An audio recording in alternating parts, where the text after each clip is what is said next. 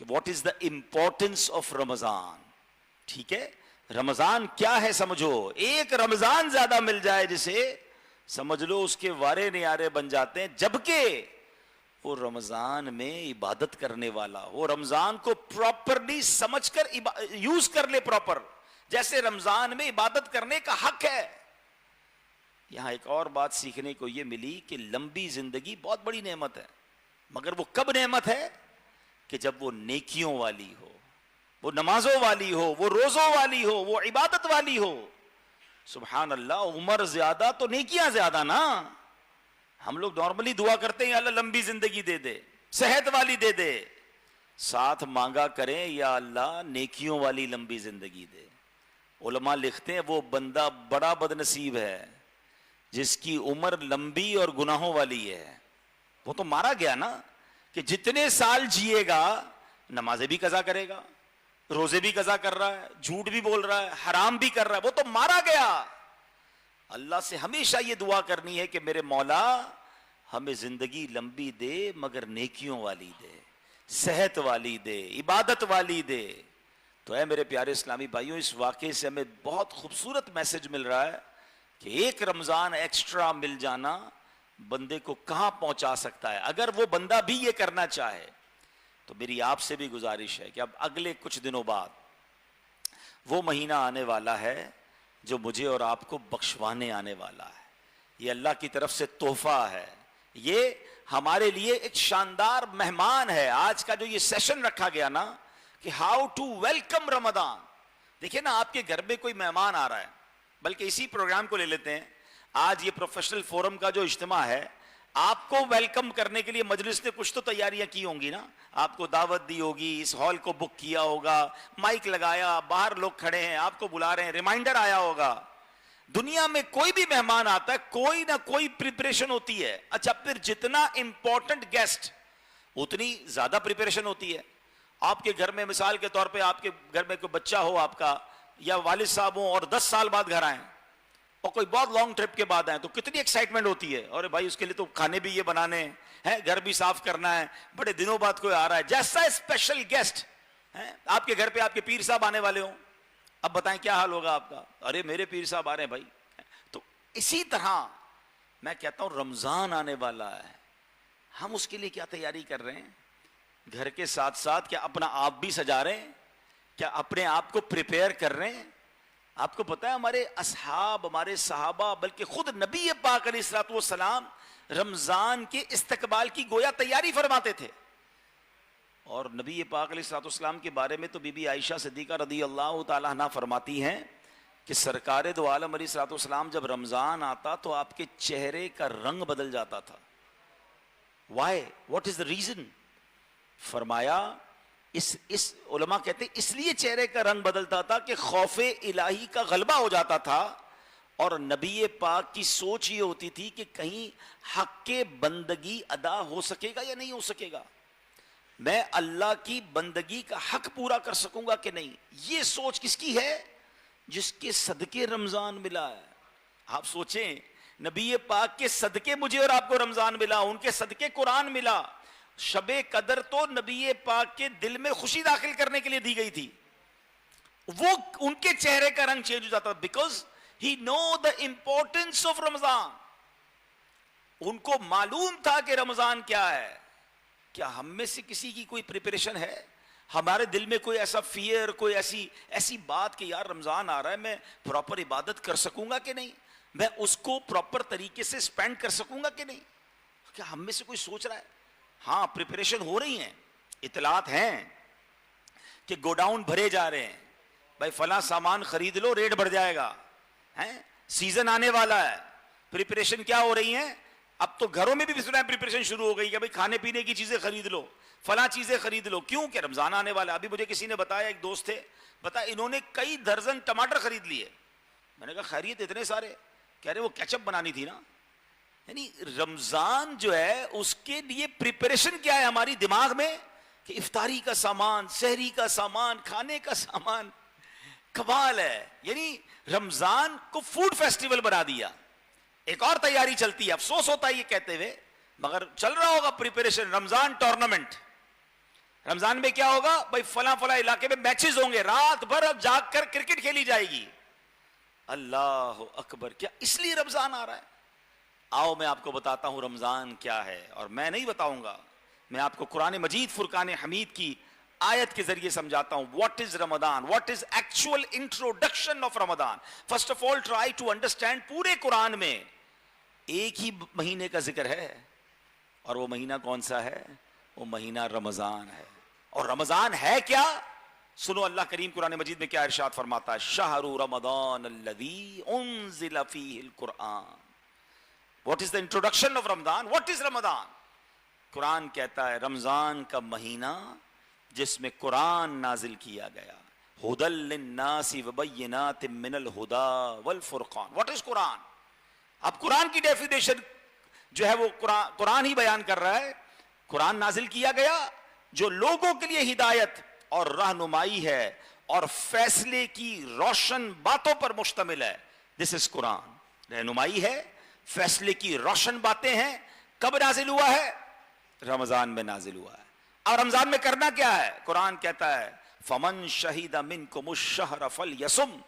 فرمایا تو تم میں جو کوئی یہ مہینہ پائے تو ضرور اس کے روزے رکھے. رمضان کیا ہے یہ بھی بتا دیا.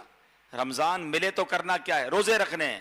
اب آؤ میں آپ کو بتاتا ہوں کہ روزے کیوں فرض کیے گئے. یہ بھی تو ایک کوشچن ہو سکتا ہے کہ ہمیں بھوکا پیاسا رہنے کا حکم کیوں دیا گیا. اللہ اکبر. اللہ کا پاک کلام ہمیں بتاتا ہے کہ روزے فرض ہونے کی وجہ کیا بنی. اللہ اکبر. اللہ فرماتا یا ایھا الذین آمنوا کتب علیکم الصیام کما کتب علی الذین من قبلکم لعلکم تتقون. یہ ریزن یاد رکھیے گا. اے ایمان والو، تم پر روزے فرض کیے گئے جیسے اگلی امتوں پر فرض کیے گئے تھے. لعلکم تتقون، کہ کہیں تمہیں پرہیزگاری ملے، تم بھی پرہیزگار بن جاؤ، تم متقی بن جاؤ. تو روزوں کا ریزن کیا ہے؟ متقی بنانا. کیا ہم اس ریزن کو پا رہے ہیں؟ کیا ہم متقی بن رہے ہیں؟ اے میرے پیارے اسلام بھائیو، now let me introduce the برکات، دا ورچیوز، دا بلیسنگز آف رمضان. یعنی آپ اور میں امیجن نہیں کر سکتے کہ ہمارے ساتھ ہونے کیا والا ہے. کچھ لوگوں کو تو پتہ ہی نہیں، نارمل رمضان کو اسپینڈ کر، کون سا رمضان، روزے رکھیں گے بس، ٹھیک ہے تھوڑی بہت تراویح پڑھ لیں گے. اندازہ پہلے کرو رمضان ہے کیا. میں آپ کو تھوڑا سا اس کا یوں سمجھیے کہ ایک سم اپ بتاتا ہوں.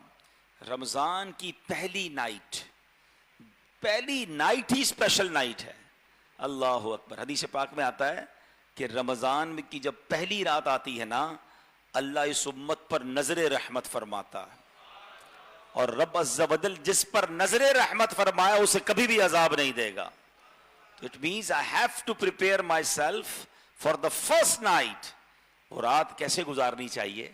اور فرمایا رمضان کی پہلی رات رحمت کے دروازے کھول دیے جاتے ہیں جو پورا مہینہ بند نہیں ہوتے. اچھا اگر میں آپ سے سوال کروں who is our biggest enemy؟ سب سے بڑا دشمن کون ہے؟ شیطان ہی ہے نا. ہمیں بہکاتا کون ہے؟ اللہ کی رحمت دیکھو کہ ثواب بڑھا دیا، رحمت بڑھا دی، اور رمضان آتے ہی شیطان کو بند کر دیا. جو مجھے بہکانے والا، جو مجھے راہ راست سے ہٹانے کی کوشش کرتا ہے، اس کو بند کر دیا. اور ثواب کتنا بڑھایا؟ فرمایا نفل کا ثواب فرض کے برابر، فرض کا ثواب 70 ٹائمز ملٹیپلائی کر دیا جاتا ہے. دنیا میں کیا ہوتا ہے؟ چیلنج بڑا تو پیسے زیادہ، چیلنج بڑا تو جناب مزدوری زیادہ. ایسا ہی ہے نا بھائی، آپ کو ٹارگٹ بڑھا دیا جائے گا، اچیو کرو پھر آپ کو یہ ملے گا.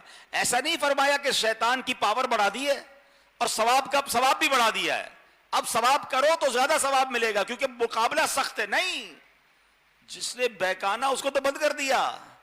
اور اے میرے بندے اب عبادت کیے جا اور جھولی بھرے جا، رحمتیں لوٹے جا. کیسا ثواب سنو. فرمایا روزہ دار کے منہ سے جو اسمیل آتی ہے روزے کی وجہ سے، وہ اللہ کے نزدیک مشک کی خوشبو سے زیادہ خوشبودار ہے. فرمایا روزہ دار کا سونا بھی عبادت ہے. اور جب افطار کا وقت آتا ہے نا، very crucial time, every day at the time of iftar, فرمایا 1 ملین 10 لاکھ گناہگار جہنم سے آزاد کر دیے جاتے ہیں ہر افطار کے وقت. سچ بتائیں افطار میں ہمارا پریپریشن کیا ہونی چاہیے؟ ہمارے گھر میں تو افراتفری بچی ہوئی ہوتی ہے.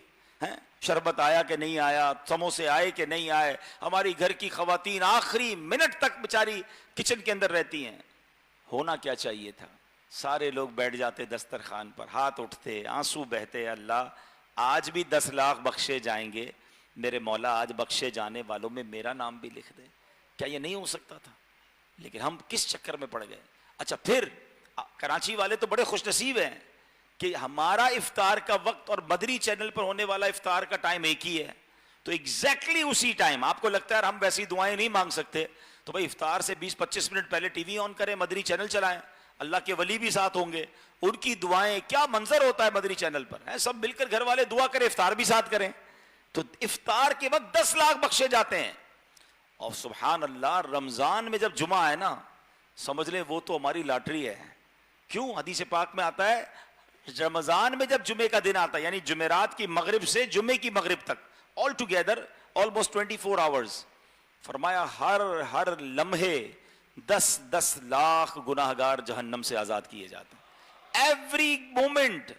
اب تو جمعے کا دن میرا مشورہ ہے جن کے لیے پاسبل ہونا, آپ جمعے کے دن کام کاج نہ کریں, چھٹی کر سکتے ہیں تو کر لیں, ہاں کوئی تھوڑے بہت پیسے بھی کم ہوتے ہو تو خیر ہے.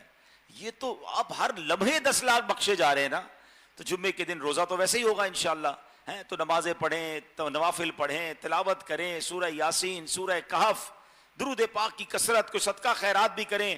پھر جمعے کے دن اگر ماں باپ حیات ہیں تو ان کی خدمت کریں, چلے گئے تو قبرستان جائیں. وہ دن تو پھر اللہ کرے توفیق دے تو فیضان مدینہ آ جائیں جمعے کی نماز میں.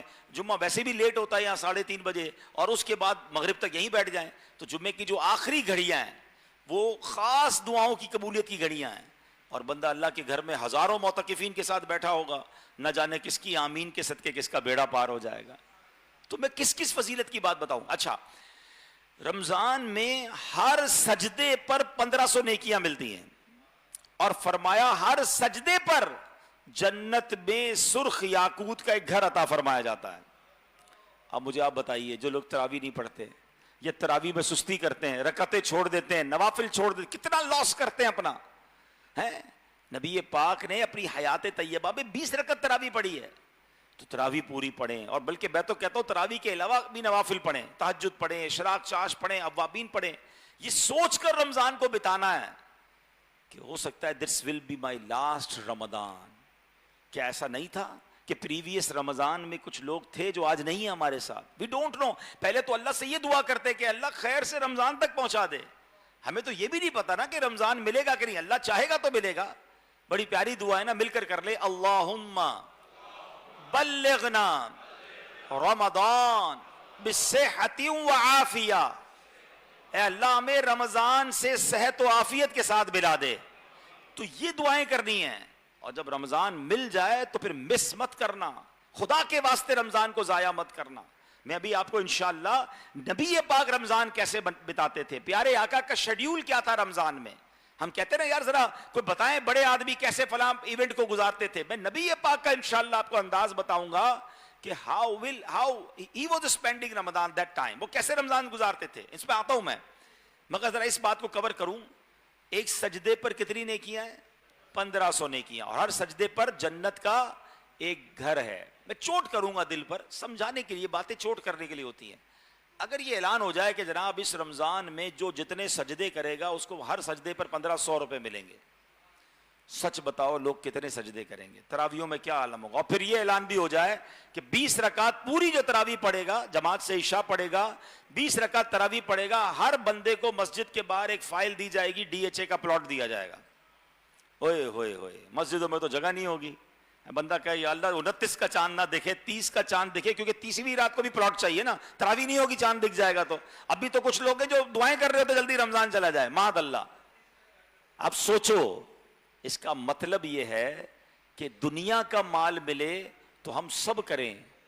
بتاؤ 1500 روپے زیادہ ہیں یا ہر سجدے پر 1500 نیکیاں زیادہ ہیں؟ پورے تراویح پڑھوں تو ایک پلاٹ زیادہ ہے, یا ہر سجدے پر جنت کا پلاٹ مل رہا ہے, جنت کا مکان مل رہا ہے. مجھے تو سجدے ختم ہی نہیں ہونے چاہیے. کدھر سے کرکٹ کا ٹائم ملے گا, کدھر سے گھومنے پھرنے کا ٹائم. اگر جس کا ذہن بن جائے نا کہ یہ میں نے ایک ایک سجدے پر اتنا اجر کمانا ہے, نفل پڑھوں گا تو فرض کے برابر ثواب ملنا ہے, پھر کیسے فضول چیزوں کے لیے ٹائم مل جاتا ہے. پتہ ہے دل جلتا ہے, افسوس ہوتا ہے. آپ کسی آؤٹ سائڈر کو, کسی غیر مسلم کو پاکستان لے آئیں رمضان میں اور اس کو کہیں ذرا کراچی کا اور بڑے شہروں کا وزٹ کر کے بتاؤ کہ کیا ہو رہا ہے رمضان کے اندر, تو جب وہ وزٹ کرے گا ہماری روڈوں پر تو کیا نظر آئے گا؟ ایک بورڈ لگا ہوا ہوگا, sehri offer, iftar offer, all you can eat, shopping discount. وہ کہے گا لگتا ہے کوئی مسلمانوں کا فوڈ فیسٹیول آیا ہوا ہے, کھانے پینے کا کوئی تہوار ہے. یہ کر دیا ہم نے رمضان کے ساتھ. سچ بتاؤ, رمضان تو بھوکا رہنے کے لیے آیا تھا, ہم نے کھانے پینے کا تہوار بنا دیا اسے. ہاں, لوگوں کا وزن بڑھ جاتا ہے رمضان میں. ارے بھائی آپ کا وزن کیسے بڑھ گیا؟ روزے نہیں رکھے. کہا رکھے روزے, پھر کیا ہوا؟ کہ سحری میں زیادہ اس لیے کھایا کہ پورا دن بھوکا رہنا ہے, افطار میں زیادہ اس لیے کھایا کہ پورا دن بھوکا رہا تھا, اور رات کو 2-3 بار مزید کھایا کہ کل روزہ رکھنا ہے. تو 4-4 5-5 ٹائم کھاتے ہیں, پیٹ الگ خراب, صحت الگ خراب, اور پھر کیسے عبادت کریں گے بھائی؟ یہاں بھوکا رکھنے کا مقصد یہ ہے کہ ہم, مجھے اور آپ کو افطار سے پہلے بھوک لگے, ہم تھکاوٹ محسوس کریں, تاکہ پنجابی میں کہتے ہیں نا لگ پتا جائے, تھوڑا اندازہ تو ہو کہ غربت کیا ہے, بھوک کیا ہے, پتا چلے غریب کیسے رہتا ہے. عاجزی آتی ہے بندے کے اندر جب اس کی طبیعت نڈھال ہوتی ہے. کہتے ہیں نا کرو فر نکل جاتا ہے, میری اوقات کیا ہے, 15 گھنٹے سے پانی نہیں پیا تو ایک بالکل نڈھال سا شخص بن گیا ہوں. پھر جو دعا کا مزہ, پھر جو آنسو بہتے ہیں, اے اللہ محشر کی پیاس سے بچائیو, آج تو ایک دن پیاسا نہیں رہا جا رہا, اے اللہ اس دن کی گھبراہٹ سے بچائیو, آج تو ایک دن میں نڈھال ہو گیا. جو سوتا ہی رہتا ہے, جو اتنا کھا پی لیتا ہے, جس کو روزہ ہی نہیں لگتا, تو آپ سوچیں نا وہ رمضان کی تراوت کو کیسے پائے گا. تو Ramzan is not for the food festival, یہ گھومنے پھرنے کے لیے نہیں آئے. اچھا, نوجوانوں میں کیا باتیں ہوتی ہیں رمضان میں؟ یار بھائی آج بتاؤ آج کدھر افطار کرنی ہے, ہاں بھائی سحری کے لیے کدھر چلنا ہے, آج رات کدھر بیٹھنا ہے. رمضان اس لیے آیا ہے, کوئی یہ کیوں نہیں کہتا آج تراویح کدھر پڑھنی ہے, یار آج تلاوت کدھر بیٹھ کے کرنی ہے, آج دعا کے لیے کہاں چلنا ہے, آج تہجد کہاں پڑھنی ہے. یہ والی باتیں کیوں نہیں ہوتی رمضان میں؟ پلیز, یہ ہمیں ڈی ٹریک کیا گیا ہے. یعنی رمضان آ بھی رہا ہے, بخشوانے آ رہا ہے, مگر ہماری نفس و شیطان نے, ہماری عادتوں نے ہمیں اس رحمت والے مہینے سے, رحمت والے مہینے میں بھی رحمت سے دور کر دیا ہے. اور ایک بات یاد رکھیے گا, جیسے کچھ مقامات پر یا کچھ اوقات میں نیکیوں کا اجر بڑھ جاتا ہے نا, تو ان مقامات اور ان اوقات میں گناہ کی سزا بھی بڑھ جاتی ہے. اس کو میں ایسے سمجھاؤں آپ کو کہ اگر کوئی شخص باہر روڈ پر غلط کام کر رہا ہے, یقیناً غلط ہے, مگر وہی غلط کام وہ مسجد کے اندر آ کر کرے, آپ کیا کہیں گے؟ یار خدا کا خوف کرو, اللہ کے گھر میں آ کر ایسا کام کر رہے ہو. کوئی پاکستان میں گناہ کرے, یقیناً گناہ ہے, مگر کوئی مکے میں جا کے گناہ کرے تو آپ کیا کہیں گے؟ یار خدا کا خوف کرو. اور مکے میں تو ویسے بھی حدود حرم میں ایک گناہ 1,00,000 گناہ کے برابر ہے. کیوں؟ ثواب بھی تو 1 کا 1,00,000 کے برابر ہے نا. اتنی مقدس جگہ پر آ کر بھی تم گناہ سے باز نہیں آئے. بالکل اسی طرح, اب غور سے سنیے گا میری بات, جہاں رمضان میں شیطان کو بند کیا گیا, جہاں نیکیوں کا اجر بڑھا دیا گیا, بی کانشیس, رمضان میں گناہ کی سزا بھی بڑھا دی گئی ہے. حدیث پاک میں آتا ہے جس کا مضمون ہے جو رمضان میں ایک گناہ کرے اس کے 1 سال کے اعمال برباد کر دیے جاتے ہیں. ایک گناہ. اب مجھے بتاؤ, ہمارے اندر کوئی بٹن تو نہیں لگا ہوا نا کہ جس بندے کی جھوٹ بولنے کی عادت ہے, ادھر چاند دکھے گا ادھر جھوٹ کا بٹن بند ہو جائے گا, غیبت کا بٹن بند ہو جائے گا, بد نگاہی کا بٹن بند ہو جائے گا, لڑائی جھگڑے کا بٹن بند ہو جائے گا. عادتیں ایسی رکھی ہیں جو رمضان میں بھی چل رہی ہوتی ہیں.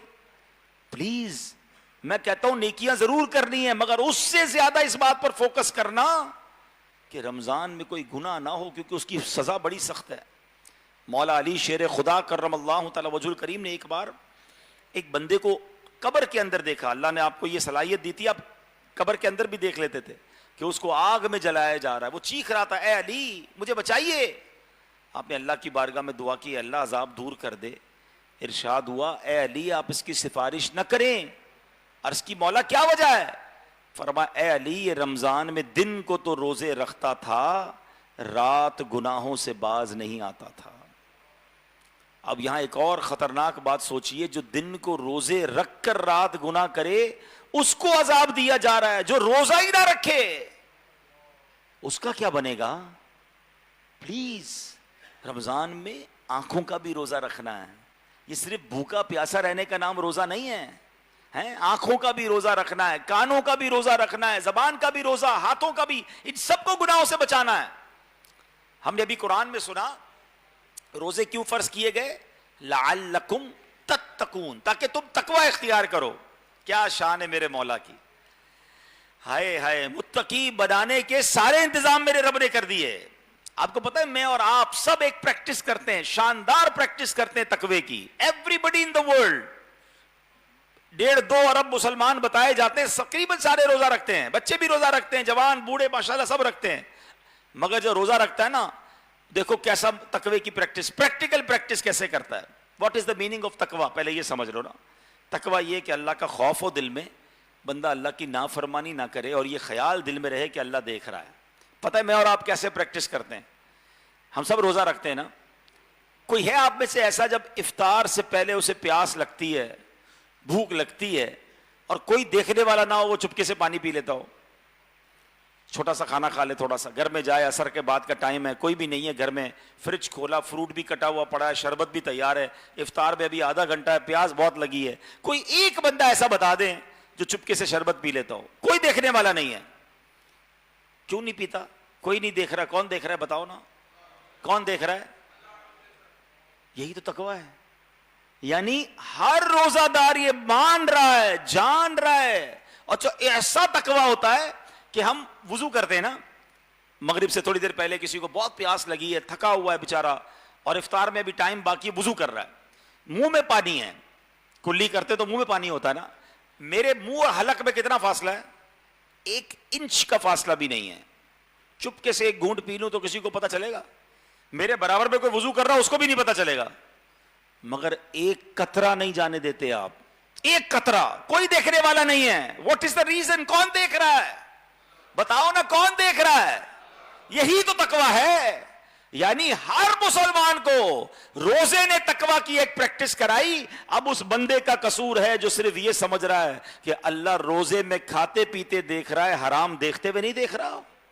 میں حرام بول رہا ہوں تو اللہ نہیں دیکھ رہا, میں حرام سنتا ہوں تو رب نہیں دیکھ رہا, حرام کما رہا ہوں تو رب نہیں دیکھ رہا. صرف کیا کھانے پینے کے لیے رب دیکھ رہا ہے؟ اور کیا صرف رمضان میں رب دیکھ رہا ہے؟